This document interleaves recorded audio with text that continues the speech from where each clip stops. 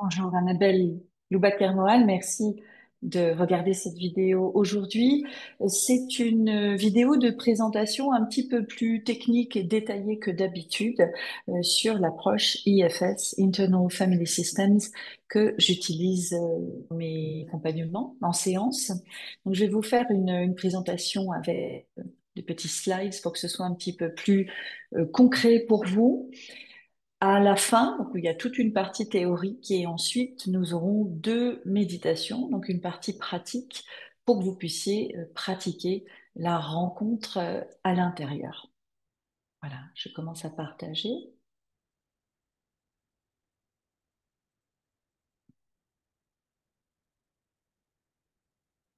Voilà.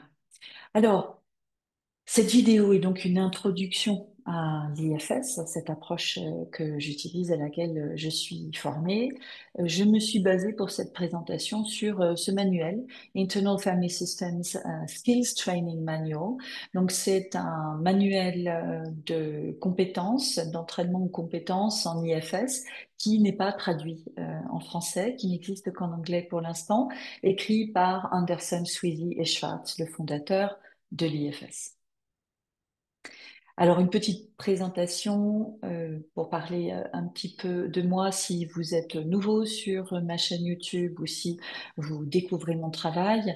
Donc, je suis coach et thérapeute depuis 2008 maintenant et avant cela, j'étais formatrice en communication. Je suis donc formée à l'approche IFS, Internal Family Systems, par l'IFS Institute, l'Institut IFS aux États-Unis. J'accompagne principalement les difficultés relationnelles et intimes, les troubles de l'estime et de l'image de soi, l'anxiété, la vulnérabilité au stress, la dissociation et les comportements compulsifs, mais ce n'est évidemment pas une liste exhaustive. J'accompagne en séance individuelle, mais aussi les couples et les familles, toujours en visioconférence. Je vis dans les montagnes, je suis mariée et j'ai trois adolescents jeunes adultes.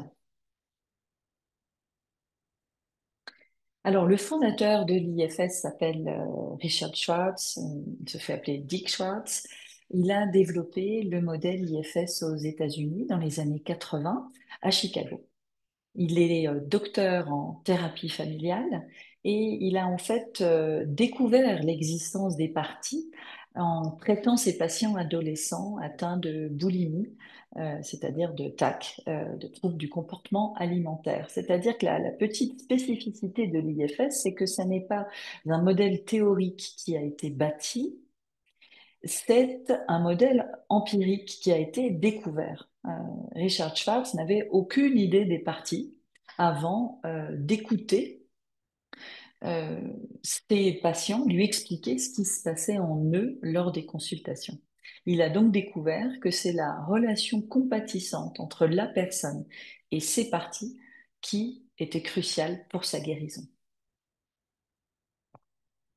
Donc le modèle IFS de l'esprit, c'est un modèle pluriel, hein. On est généralement habitué à une idée de l'esprit monolithique. Euh, Là, on est dans ce modèle pluriel de l'esprit qui nous vient de Jung. Nous avons tous d'innombrables parties en nous et ça n'est pas pathologique, c'est tout à fait normal. Et elles sont de deux catégories, ces parties, les exilés et les protecteurs. Nous avons également tous une ressource interne qui n'est pas une partie et qui se caractérise par l'équilibre, la curiosité, la compassion. On l'appelle le self, qui veut dire soi en anglais, mais on garde ce mot en français. Donc, le système intérieur est composé du self, des exilés et des protecteurs, hein, du self et des parties. En fait, c'est la formation d'origine de Richard Schwartz en systémie familiale qui lui a permis de conceptualiser la psyché de l'individu en tant que système. Et c'est ce qui va nous intéresser quand on travaille en IFS, c'est que le système de chaque personne euh, est différent, évidemment, et dans ce système, il y a des parties qui ont souffert et qui souffrent encore, on les appelle les exilés, et qui sont protégées par d'autres parties qu'on appelle les protecteurs. Avec ce modèle, nous allons prendre conscience de la dynamique relationnelle entre ces parties intérieures, que ce soit des alliances, des conflits, la domination, la soumission d'une partie euh, envers une autre. Alors, il y a donc deux types de parties. J'en parle plusieurs fois de différentes manières dans cette présentation parce que ce sont peut-être, même si dans le langage courant, on peut dire une partie de moi veut ça, mais une partie de moi veut l'inverse, c'est quand même une idée un petit peu différente et nouvelle, cette idée de la pluralité de l'esprit. Donc nous avons deux types de parties. Les exilés qui sont nos parties blessées, hein, qui se sont sentis humiliés, rejetés, maltraités, négligés. Les exilés sont bannis de la conscience pour leur propre sécurité et aussi pour empêcher de submerger le système intérieur avec leur douleur émotionnelle. Donc d'ailleurs, une grande partie de l'énergie interne du système intérieur et de la personne est dépensée pour garder les exilés hors de la conscience. Hein, donc, quand on va rencontrer les exilés et les aider, on va évidemment récupérer beaucoup d'énergie qui ne sera plus allouée à leur bannissement. Les protecteurs sont de deux sortes. On les appelle les managers et les pompiers. Les managers, ce qui veut dire gestionnaire, nous poussent à bien faire, à travailler, à être responsables, généreux, soucieux des autres. Et les pompiers nous pousse plutôt, à l'inverse, à faire une pause, à nous distraire, à anesthésier la douleur émotionnelle d'un exilé quand elle refait surface, peu importe les conséquences.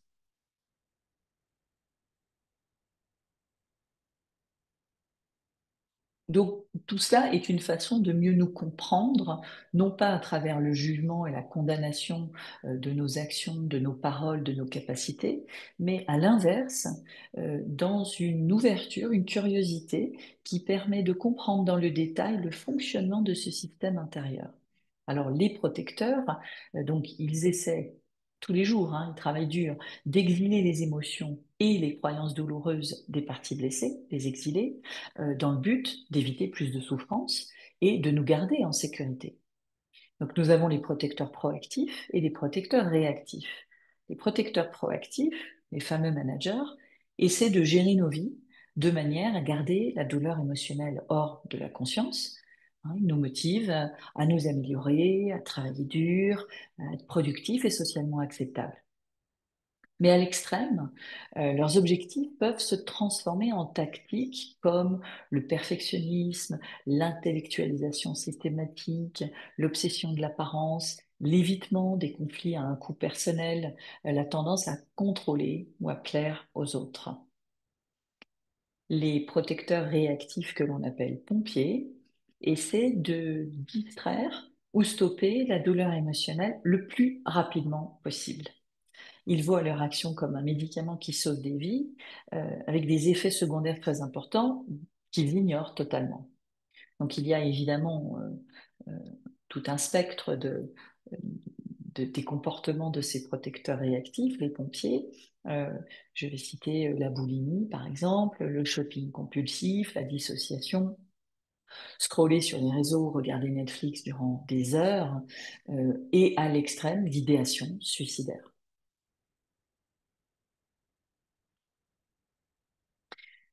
Donc, on est avec l'IFS dans une approche relationnelle, hein, intra-relationnelle. Donc, c'est ce qui nous intéresse. Et donc, on va s'intéresser à la relation entre les exilés et les protecteurs, et même entre les protecteurs eux-mêmes. Les parties vulnérables, donc les exilés, développent des croyances du type je ne mérite pas d'être aimé, je ne vaux rien, je ne compte pas. Les protecteurs vont tenter de garder ces croyances toxiques hors de la conscience. Mais par conséquent, ces parties vulnérables, ces exilés, finissent par être définitivement seuls, oubliés et souvent piégés dans le passé. Alors qu'elles aspirent à être soutenues, à être comprises, à être aimées, à être aidées, mais quand elles submergent la conscience avec leurs émotions et croyances négatives, les protecteurs les vivent comme un danger et réagissent très fort, ce qui va donner toutes sortes de crises, crises de panique, réactions excessives de tout genre, somatisation. Alors, ce qu'il faut bien comprendre, et ce qui est magnifique avec cette approche, c'est que euh, les exilés ne sont pas leurs blessures et leurs croyances négatives. Et les protecteurs ne sont pas leur rôle, même leurs rôles extrêmes. En fait, nous aidons toutes les parties à revenir à leur état naturel de curiosité, de créativité, d'espièglerie, d'insouciance, une fois libérées de leurs croyances douloureuses dérivées de leur traumatisme ou de leur rôle de protecteur. Et ça, c'est une différence majeure. Alors le self, c'est le noyau de l'équilibre psychique, c'est le siège de la conscience et c'est la source intérieure d'affection, d'amour. Tout le monde a un self. Et les parties qui se différencient et qui entrent en relation avec le self se sentent aimées. Ce lien va fournir un contrepoids durable au sentiment d'être inacceptable, rejeté, non aimé. Donc l'objectif principal de l'IFS, c'est l'accès au self. L'énergie du self nous aide à adopter une posture calme et ouverte envers l'expérience intérieure, quelle qu'elle soit.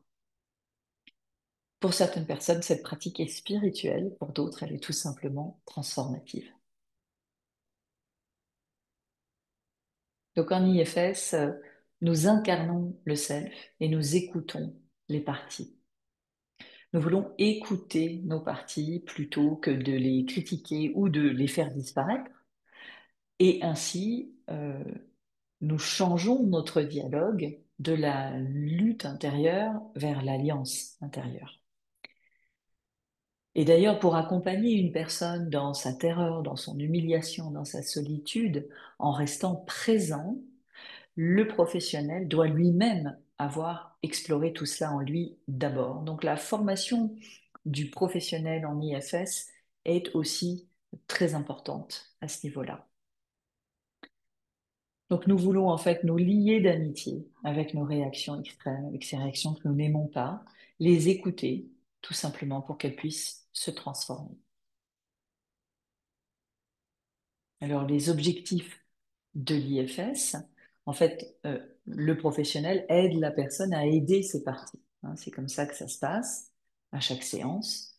La personne aide ses protecteurs à se différencier, c'est-à-dire à être reconnus. La personne se lie d'amitié avec ses protecteurs et elle obtient leur autorisation pour aider les parties exilées.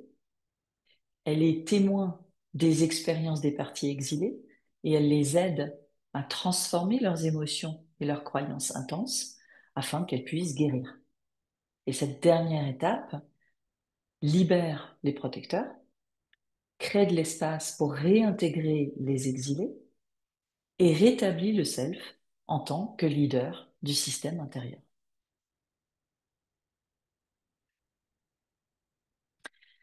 Alors, quelles sont les hypothèses qui sous-tendent l'IFS? D'abord, toutes les parties ont des intentions positives et toutes sont les bienvenues. Lorsque nous sommes blessés, des parties protectrices se forment et éloignent les parties blessées. Voilà pourquoi il est compliqué dans des modèles de thérapie ou d'accompagnement plus classiques, notamment verbal, nous n'accédons pas aux exilés. Hein, le thérapeute discute avec les différents protecteurs de la personne.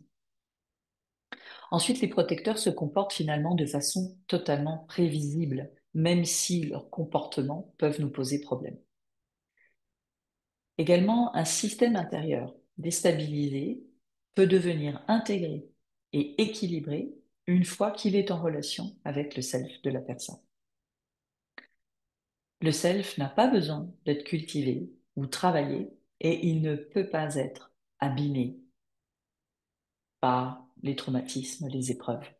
Il est intact.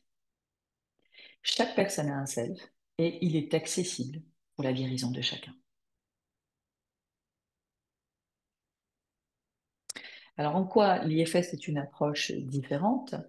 Euh, D'abord, nous n'avons pas besoin de connaître l'histoire de la personne et elle n'a pas besoin non plus de revivre ou de décrire les scènes difficiles de son passé. Ça, c'est évidemment un très, très grand avantage. Plutôt que de pathologiser les comportements, nous les considérons comme des efforts naturels pour résoudre les problèmes, faire face, rester en sécurité, survivre. Ce qui va évidemment permettre à la personne de sortir de la culpabilité, de l'autocritique et du jugement. La posture ouverte et tolérante de l'approche IFS favorise la sécurité intérieure et invite ainsi à un accès facilité à la vulnérabilité. Au fur et à mesure que les protecteurs se sentent vus et reconnus par le self de la personne, ils ont tendance à se détendre et alors la personne éprouve un soulagement significatif dès la première séance. Alors le contenu d'une séance IFS est généralement celui-ci. On prend conscience des différentes parties qui sont activées dans la personne. On focalise sur une partie à explorer. Pendant cette exploration, on accueille toutes les autres parties qui ont envie de s'exprimer. On vérifie que la personne est ouverte à rencontrer la partie cible. Ça, c'est l'énergie du self. On aide la personne à devenir consciente de ses parties et à rester présente pour elle. Et enfin, on l'aide à tisser des liens avec chacune des parties qui se présentent à elle.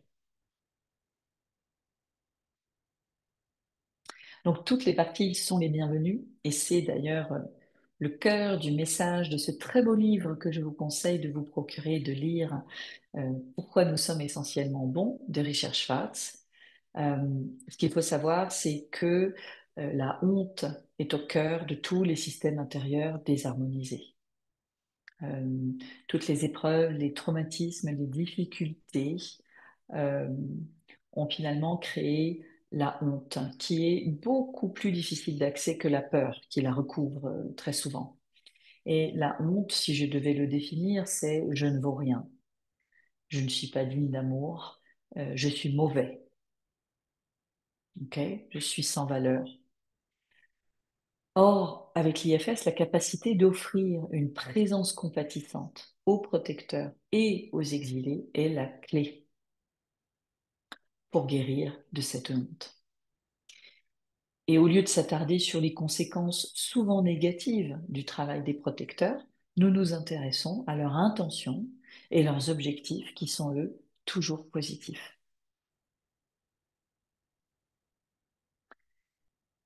Alors, IFS et neurosciences, évidemment, puisque Frank Anderson, l'un des auteurs de ce manuel de compétences, est un psychiatre et a fait beaucoup, beaucoup pour la recherche sur l'IFS et les neurosciences. Donc, avec l'IFS, nous travaillons à la fois avec l'esprit et le cerveau.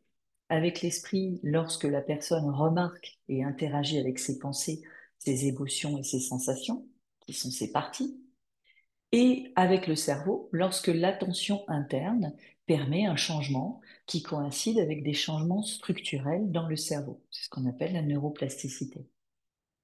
La prémisse fondamentale de l'IFS, c'est que la psyché, l'esprit, est naturellement composé de différentes parties, les états mentaux, qui sont capables de s'amalgamer ou de prendre du recul, les états changeants.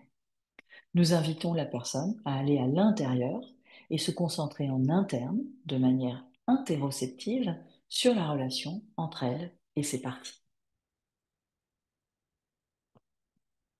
Alors, je vous propose maintenant une partie pratique avec deux méditations. Soit vous pouvez mettre sur pause maintenant et les faire un petit peu plus tard, soit si vous en avez le temps et si vous êtes confortablement organisé, vous pouvez les faire maintenant. Elles ne sont pas très longues, mais elles vous demanderont certainement d'appuyer sur pause parce que je vous propose aussi de prendre des notes de ce qui se passe à l'intérieur. Donc, première pratique, aller à l'intérieur et identifier les parties. Donc, je vous propose de vous installer dans une position confortable.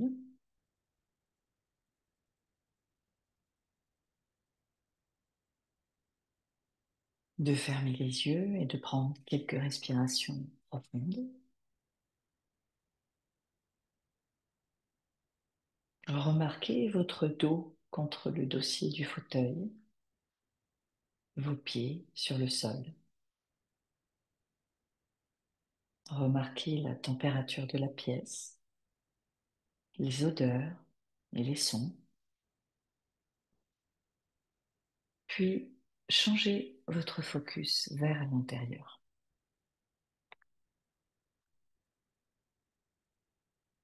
Remarquez les pensées, les émotions ou les sensations qui apparaissent. Vous remarquez peut-être des sensations, certaines agréables, d'autres désagréables. Vous remarquez peut-être une émotion ou bien plusieurs. Vous pouvez devenir conscient d'une pensée ou de plusieurs, peut-être même contradictoires.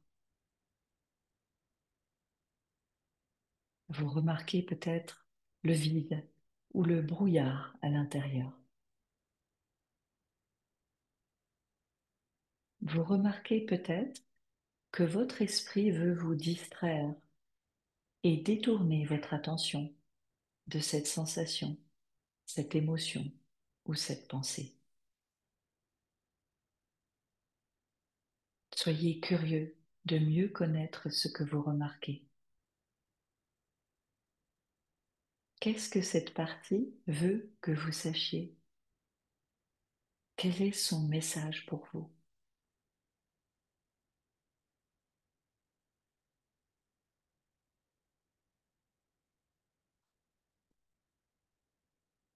Si vous le pouvez, témoignez-lui de votre gratitude pour s'être montré, même si le message semble négatif ou flou. Remarquez comment cette partie répond à votre gratitude.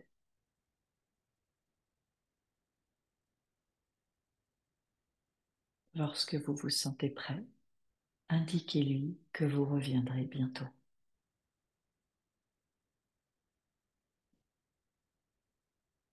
Revenez doucement à un focus extérieur dans cette pièce, dans votre fauteuil, puis ouvrez les yeux quand c'est le bon moment. Que remarquez-vous dans votre énergie quand vous vous concentrez en interne? Êtes-vous plus calme ou plus agité? Mettez sur pause et notez tout ce que vous avez expérimenté durant cette exploration.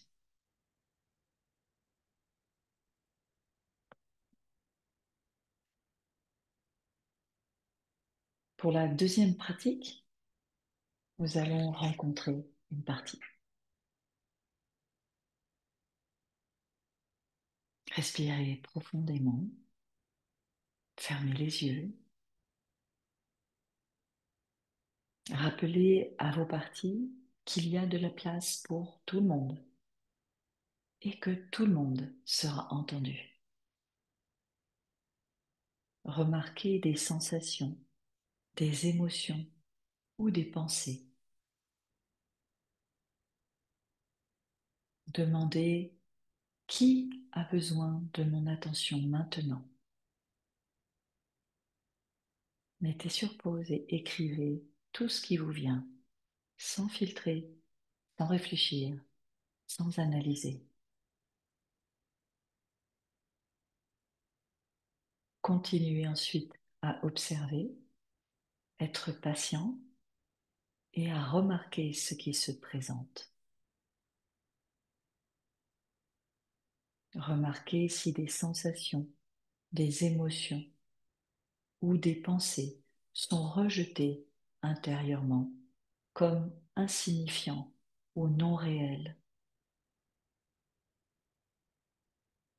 Si c'est le cas, commencez par être curieux de connaître la partie qui essaie de vous guider de cette façon et écrivez tout cela. Si ce n'est pas le cas, Choisissez d'abord ce qui vous vient à l'esprit comme point de départ. Remarquez où cette partie, émotion, sensation ou pensée, est située dans ou autour de votre corps. Voyez-vous la partie à l'intérieur? La ressentez-vous? L'entendez-vous? De quelle manière la percevez-vous? Est-elle loin ou proche de vous? Notez tout ce que vous remarquez.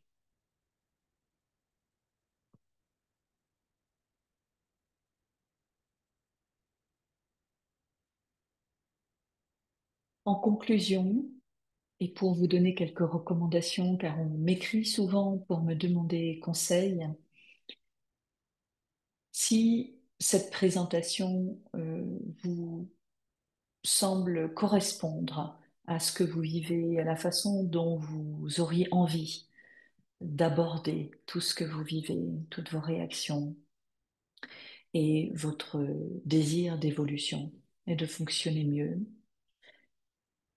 la première étape est évidemment d'investir dans plusieurs séances individuelles pour apprendre à rencontrer votre système intérieur et à le soutenir. Généralement, 6 séances individuelles permettent de développer cette habitude et cette connaissance du système intérieur et permettent aussi de libérer les principaux exilés et de soulager les principaux protecteurs. Si vous avez vécu des traumatismes dans l'enfance, des épreuves dans l'enfance et l'adolescence, il est plus prudent de miser évidemment sur le double, voire plus. Ensuite, après ces séances individuelles, il est important de pratiquer l'IFS seul et ou en groupe pour que cette alliance intérieure devienne une nouvelle compétence chez vous, consciente, puis inconsciente. Développer cette alliance intra-relationnelle en vous vous permet de réguler vos états émotionnels et vos réactions automatiques en toute autonomie. Le fait d'améliorer les relations intra-psychiques permet également de vivre des relations interpersonnelles beaucoup plus harmonieuses et authentiques. Je vous remercie pour votre attention. Merci d'avoir suivi cette vidéo, d'avoir pratiqué les méditations. Je suis évidemment disponible pour toutes vos questions. Vous pouvez m'écrire à cette adresse email annabelle.kermo@gmail.com. Vous pouvez également m'appeler si vous avez besoin de me parler. Et je vous laisse sur cette phrase, je la laisse infuser en vous. Chacun a à l'intérieur un immense potentiel de transformation. Et je vous dis à bientôt pour une prochaine vidéo. Merci.